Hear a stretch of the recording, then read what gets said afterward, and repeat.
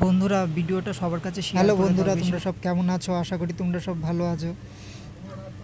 আমার নাম টুকু। এই চ্যানেলটার নাম টুকুর জীবন কাহিনী। আমার প্রতিদিন ইঞ্জেকশন দিতে হয়, তোমরা জানোই তো। আমার দিনে 3টে করে ইঞ্জেকশন দিতে হয়। আমার একটা রোগ আছে, ওই রোগটার নাম হিমোফিলিয়া। আমার 1.5 বছর কাল থেকে রোগটা ধরা পড়ে। আমার যখন 1.5 বছর বয়স তখন থেকে রোগটা ধরা পড়ে। এখন আমার 30 বছর বয়স। তখন আর হাঁটাচলা করতে পারতাম। তখন চিকিৎসাটা হচ্ছিল চিকিৎসাটা তখন প্রতিদিন হাঁটাচলাও করতে পারতাম।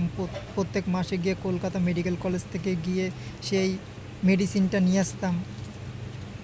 মাসে 2 দিন করে যেতে হতো।